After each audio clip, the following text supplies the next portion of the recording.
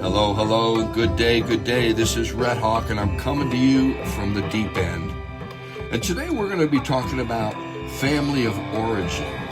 So I think that we have families of origin and families of intentionality. And I want to thank my cohorts, Bob Hayes from Florida, Marianne Ruddas from Spokane, Washington, both part of my intended family. And I also want to thank Leonard Wolf, who wrote this opening piece that we're listening to. We had worked on a couple things, and he just took it to heart.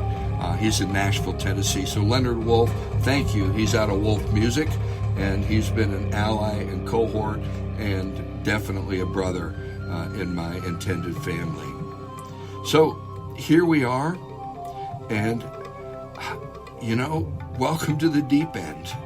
And our journey, although spiritual, it's deeply rooted in the real. We've tracked our journey from before the beginning through the emergence of being to the rise of life on this and on to this amazing evolution of self-consciousness, which we're all participating in right now, by the way.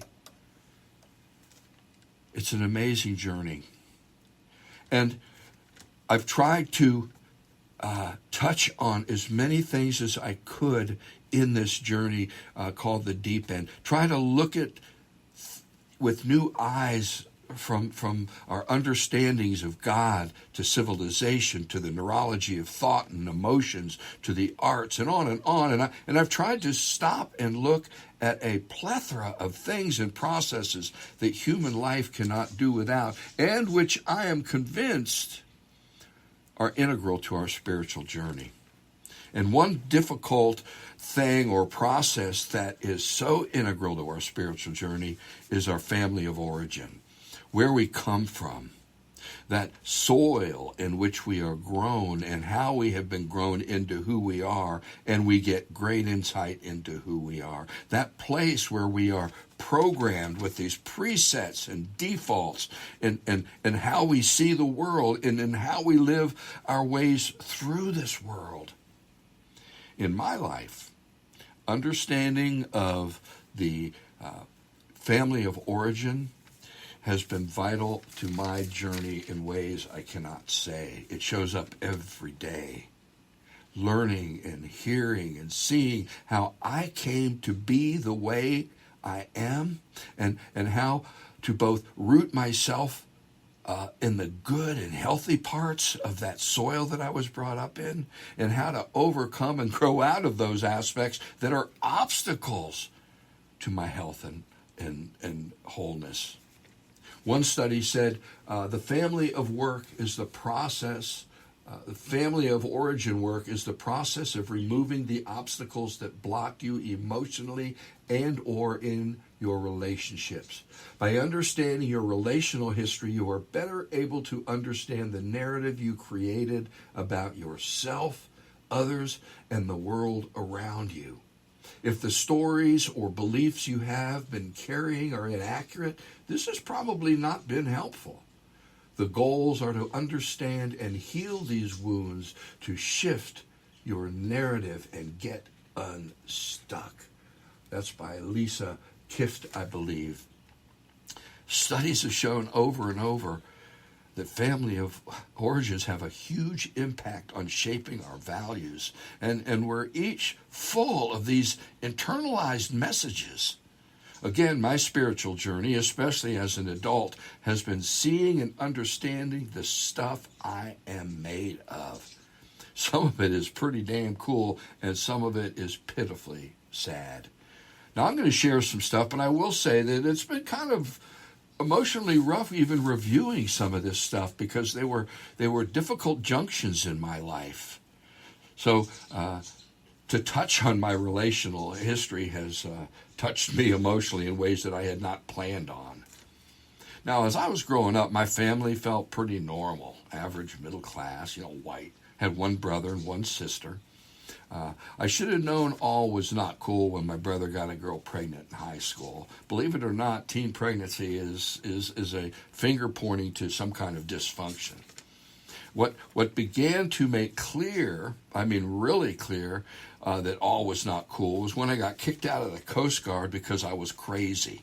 See, they made me sign a sheet that said, if you sign this thing that says we're not responsible for you being this way, we'll give you an honorable discharge.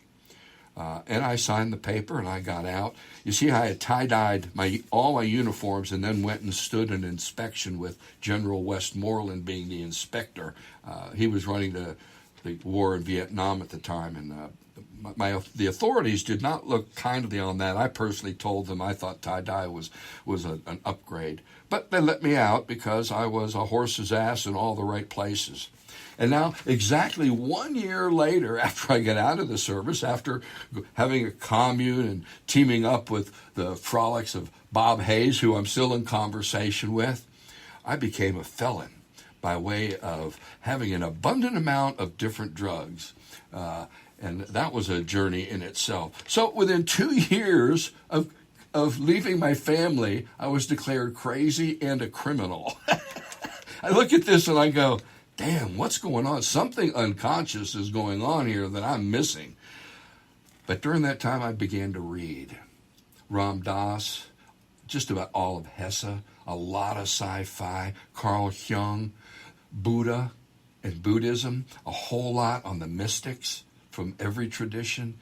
And something in me began to turn. I began to see that my life's history was living out something unconscious, and I wasn't sure what it was.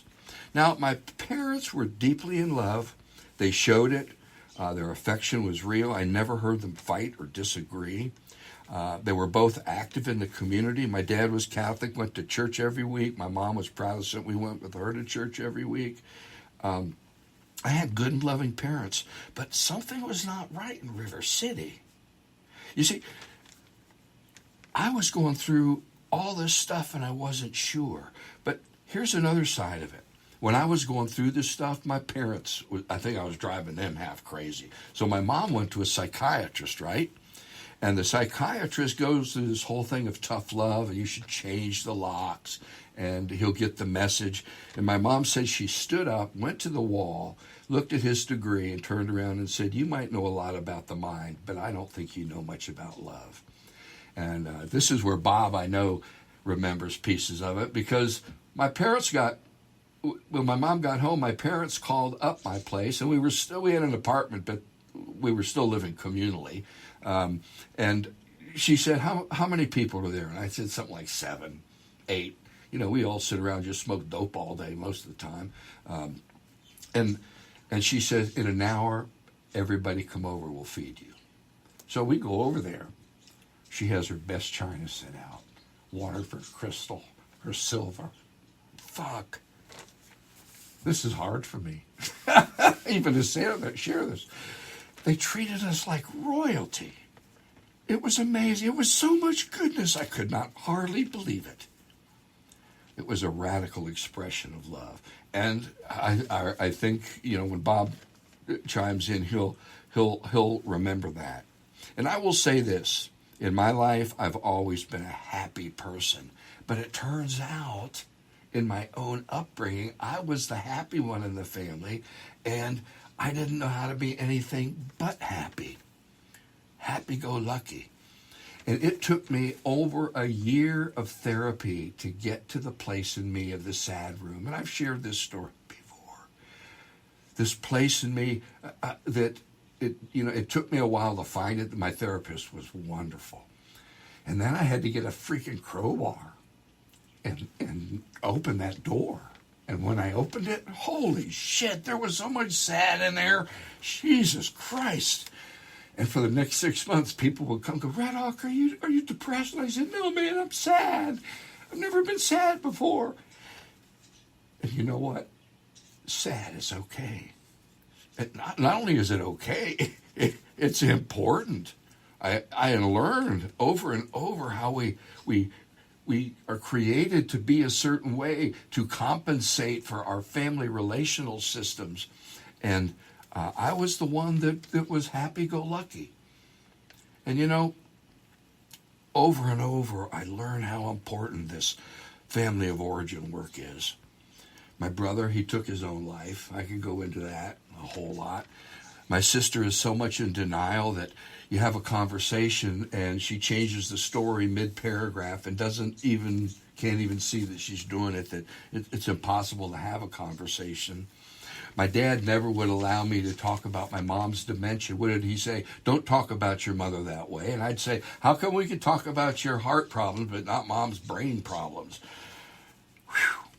Work in progress. I am still doing this work. And maybe that's why it's touching to me, to see how important it is. And not just for me. I think if anybody is serious about their spiritual growth and opening oneself to the full breadths and depths of life, to love, joy, sorrow, grief, in the whole universe, this is important work. You'll never be free without touching this piece. So today I just want, I don't expect my cohorts to go into their family of origin stuff because it wasn't easy for me, but just to talk about how important this work is to a spiritually healthy and whole life. Because for me, it's been very important, and I'm sure I'm missing some of the ways that we can look at it. So, Bob, I'll open it to you first. What say ye on this? Well, yes, I do remember your parents very, very fondly, Red Hawk. They always treated me very well, with respect. They didn't say, hey, who's this dirty hippie with you, And a bunch of dirty hippies. A bunch of them. But I was probably the dirtiest and the hippiest, but that's up for debate. Anyway. That's your family of intention. Anyway, it's so...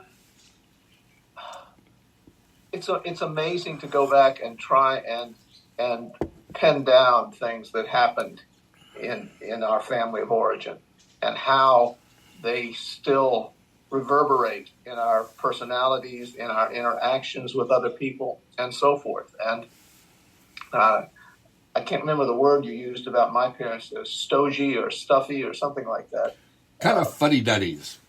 Fuddy-duddy, that was it. And that's absolutely correct. No. I mean, I didn't mean to offend you in any way. I didn't take it as offensive at all. It's a very true observation. We were a very buttoned-down family, if I can put it in those terms.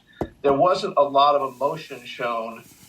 Now, they showed me that I was loved, but I don't remember a lot of times they said, I love you. And that has been not just my immediate family of origin, but I've got a picture that I got from my uncle of my great-grandfather. Looks very much like me. And they told me that my great-grandfather was, I'll put this in quotes, air quotes, feared in the neighborhood. He was very, very stern. And very, people didn't get a lot of smiles and jokes from him. And I think that's carried on through my family, whether it's genetic or environmental or whatever. But yeah, I came from a buttoned-down family. And it's taken me my whole life to try and open up. And I think that's been an important part of my journey, is trying to train myself to not just be empathetic, but to show other people that I have empathy for them. And so that's part of my journey, and I won't go into any other details, except for one point I wanted to make, is that the family of origin actually goes beyond just your biological family. It's the people you encounter, the people I encountered in first grade, the people I encountered in the Boy Scouts, the people I encountered certainly later on when you and I met and so on. But there are events that happen that are so critical to how your self-concept is formed and how it's maintained. And it's very important in self-understanding to go back and look at some of those events and put the sadness back where it should be, but open enough to recognize it. So I think it's an important exercise that everyone takes a closer look at their family of origin. And I will say, in my look back, my families of intention, which also created and shaped me, many of those were the ones that were helping me heal from my family of origin stuff. And that's been helpful. And I'll be honest, we have a little family of intent right here, and I feel very blessed in that. Mary Ann? Yeah, family. That is such a small word, but such a big, important part of everyone's life. I think that is where we learn how to live. We're born into a situation, we're born into circumstances, and one of the things that I found I had to do was learn the circumstances of my parents' life. So when I was born in the late 50s, and my mom I was the fourth. My mom we were 18 months apart. So all of these little kids, and at the time, they had to go and live with my grandparents for a short time. So my mom, I'm an infant. She's got 3 toddlers. They're living in my grandparents' home. And I was a year old when we moved into our house. So that first year of life, I started to really try to kind of connect with my mom and ask her what that was like. And it was horrible. She was afraid that I would cry, that I would disturb the grandparents. And so my whole first year of life was just kind of held very closely. And then when and she said, as a toddler, when I was a young child, I was afraid of everything. She said the mailman would walk by the front window and I would scream and cry. And so it gave me this insight into who I was because of those circumstances. And my parents were different as night and day. My mother was full German. She was very stoic. She was the disciplinarian.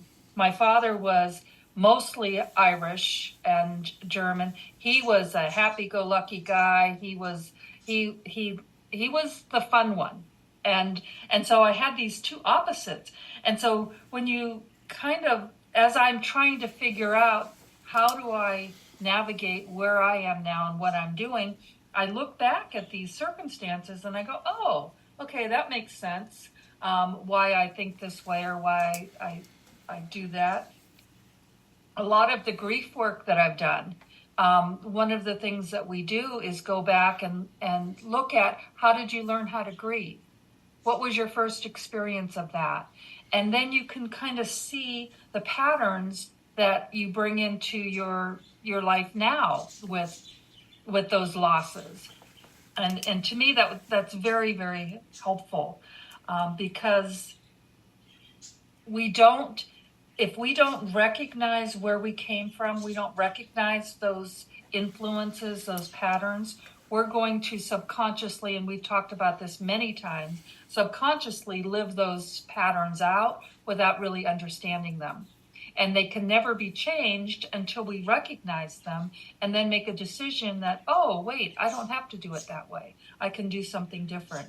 So I love that you said it, that one quote that you said was about the process of removing obstacles into growth. But there are also some really good things that we can bring with us too. And if we don't know what those are, I go back to that, the saying, know thyself, right? That's like one of the edicts. And you can't know yourself if you don't know where you came from. Or you can't know yourself if you don't know those influences that taught you that this is what life is all about. I was raised Catholic. And I have 8 brothers and sisters, so there's a lot of chaos in our family. But we would go to Catholic school, Catholic, it was all catechism. And I listened and I believed every bit of it. My siblings didn't. It took me a long time to realize that, oh, wait, some of this is not good. not something, not a good way to be living your life. Lots of guilt. And so, yeah, but I think it's fascinating when we do that, when we go back and look. Amen. So. And a few points that you brought out, both of you, and that's what most of life is putting ourselves together or back together. Got to get back to the garden. I keep thinking of who was it that sang a gift from a flower to a garden. This whole aspect, and another piece is the discernment process. I talked about how do you root those parts that were really good and discern out those parts that we need to overcome, we need to cut loose, we need to not be because it's really not ourselves, it's somebody else's self. And how we discern that, how we sort that out, that's huge. And here is the payoff for me. I am a family of origin. My kids, my wife, and I. My own inner work of my family of origin has spilled over into my outer work of my family of now, which I am responsible. There's some things with my kids I feel so proud of and so good, and some things it's like, damn, I should have spent more time trying to teach them that. And knowing that and being in relationship to it. And I will say my relationship is almost good enough where I can talk about these things with my kids. They can call me and talk about, Dad, this is happening. And I think, remember we used to do it this in the family? And I'm going, son of a bitch, this is pretty cool. And then I try to remember I'm supposed to be empathetic and feeling with them. And maybe it's not cool, but it's cool that we get it. And I think that piece is huge and is also a teaching lens for us to see who we are, how we are growing others in the name of that, and how do we somehow modulate that in such a way that we see the limits of our own ways. Does that make sense? Yeah, absolutely. And I think, I'm looking forward to spending some time with my son, and I don't get to see him that often or talk to him that much. And I'm looking forward to just being able to get together and cement those bonds, yeah. and talk about his upbringing and be able to talk about we've just started to do that.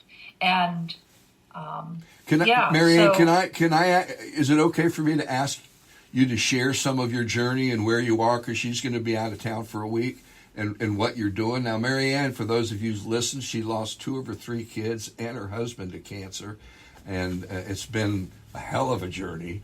Are you cool to share your next piece? Because sure. It's got wings. It's got wings. Well, so some people feel like this is a very sad story, but it doesn't feel sad to me. So it's been 30 years since my husband and my daughter passed. And that hit me like a ton of bricks. Like, gosh, it seems like yesterday. So time just, the whole concept of time has just kind of disappeared. And it's been 25 years since my son passed. So Matt and I are getting ready to take their ashes to Southern California and do a burial at sea. So we're going to release the ashes out to sea. Finally, I was, Michael, when I first moved us to Spokane, he was kind of mad. He didn't want to leave California, and he said, as soon as I turn 18, I'm going back to California. And I was like, okay. Well, he died at 12. So I feel like he's finally getting to go back to California. And it's going to be, gosh, I think I can probably talk better about it after, because right now I'm just really excited to be able to take this step. And part of it was, I was thinking, I don't want to leave this for Matthew to deal with after I'm gone. So when we left California, I didn't want to bury Carrie and Nikki there because we weren't going to be there. When I moved to Spokane, I didn't want to bury them here because I didn't know how long I would stay. Well, it looks like 28 years later, I'm still here. And then when Michael passed, again, so this idea that, okay, this just feels so right, and I am so ready for this. And I'm excited mostly about taking a road trip with Matt, because he and I are going to be in the car together for a couple of days, and then down there, and it's like, yay. I mean, who knows? We may end up listening to podcasts the whole time, but I hope we have some good conversations. Yeah. And so, and to be able to talk to him about what it was like for him. And, you know, when he turned 21, he told me, I didn't think I was going to live this long at 21. And I was like, wow. And he is now the same age as his dad.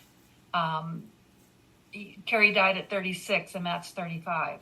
Wow. So he's kind of right there in that age. So I think there's a lot of things that we're going to be able to I hope we can talk about. Anyway, I'm looking forward to it. And I hope it's okay if we check back in an episode or so regarding this, because I think it's, you know, we are family of origin, and our own family of origin, it's flowing through us, man, the whole thing. And how you're dealing with that and your own grief work, that's huge. It's been a teacher for me. And I know the people you've touched along the way, it's been that. And I hate to say it, but we're coming to the end of our time. But we're going to segue a little bit. Bob, final comments? Well, it's always hard to follow Marianne, but I'll just there's a lot of reality coming through, Marianne. I was going to say, is that a good thing or a bad thing? I'm not sure. It's just like it's a lot thing. of reality, and it's got a great deep touching to it, and that's part of why you're a sister, as far as I'm concerned. Well, I'll make this very quick. As I said earlier, it's very important that each of us take this little journey within ourselves and within our background and our origins, because we're going to learn from it and we're going to be better for it. But an important thing that we need to be aware of during this journey is forgiveness. We need to be able to forgive our family of origin as we're understanding them, and we need to be able to forgive ourselves for anything that we didn't do or anything that we did do that we regret now. So as we go through these exercises, as we go through trying to understand ourselves better, keep forgiveness at the forefront. Amen. It's a brutal world, man. Marianne, final comments?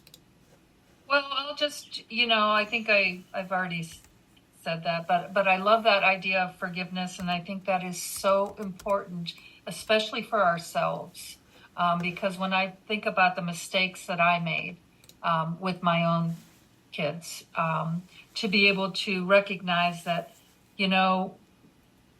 love was the overriding piece of all of it, but I did the best I could with what I had. And, amen. Yeah. And this whole family of origin thing, it's huge. It didn't just infect us, it is us. And this is where the piece to me that is so important comes into play, and that's change. How do we change? How do we take the pieces and the excuses we make for ourselves and we realize, oh, shit comes out of my family of origin, and do we change? We actually are transformed. And I think that's important. Our last podcast on the grand relationships, we talked about, I think it was Carl Jung who said, all change is conversion. We're always transforming. We're seeing things. And we've talked here about moving into new orders of understanding where the peace we have and that we've been living in and out of is just a small piece of a bigger narrative, of a larger picture. And hopefully we're always doing that. And as we do it, as we move from one understanding and cosmic order to another, that we change. We have to move our own self inside and out to accommodate. I don't know about you, but I recycle. That's kind of new in my life still. It's just a simple change, but it's built on a huge picture, a huge narrative that is now crashing on us. Change. Until then, blessings, my friend, and may your family of origin work be gentle upon your soul.